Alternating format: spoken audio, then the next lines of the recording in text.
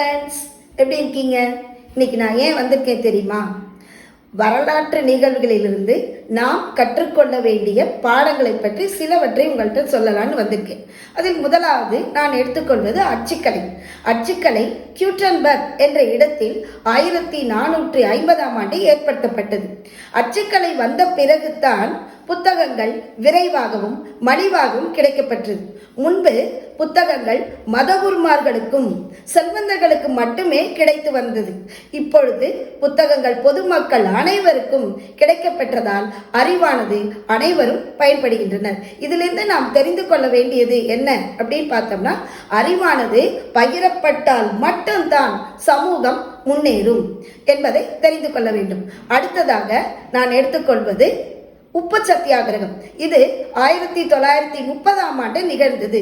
இதற்கு காந்தியடிகள் வன்முறையின்றி ஆங்கிலேயர்களை எதிர்த்தார். அநியாயத்திற்கு உப்புக்கு கூட வரி விதித்தனர் ஆங்கிலேயர்கள். இதை எதிர்த்து காந்தியடிகள் அமைதியான முறையில் கடலில் இருந்து உப்பை எடுத்து காட்டினார். இதிலிருந்து நாம் தெரிந்து கொள்வது, எப்பொழுதுமே வன்முறை தான் சிறந்த சக்தி என்று நினைக்க கூடாது.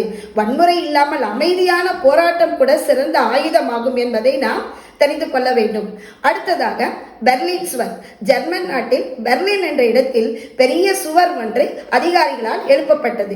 இந்த சுவற்றினால் 1961 ஏற்படுத்தப்பட்டு 1989 பொதுமக்களால் இந்த சுவர் இடிக்கப்பட்டது. இந்த சுவரினால் குடும்பங்களும் குடும்ப மகிழ்ச்சியும் நண்பர்களும் அவர்கள் வாழ்க்கையை இழந்தனர். அதனால் 28 ஆண்டுகளுக்கு பிறகு பொதுமக்கள் அனைவரும் ஒன்று திரண்டி அந்த சுவரை இடித்தனர். இதிலிருந்து நாம் தெரிந்து கொள்ள வேண்டிய பாடம், சுதந்திரத்திற்காக மனித நேயம் ஒன்றுபடும் என்பதை நாம் தெரிந்து கொள்ள வேண்டும். வரலாற்று நிகழ்வுகள் சுவாரஸ்யமானது மட்டுமல்ல, நம் வாழ்க்கைக்கு ஒரு படிப்பினையாக அமையும் என்பதை நாம் தெரிந்து கொள்ள வேண்டும். ஓகே, பாய். மீண்டும் சந்திப்போம்.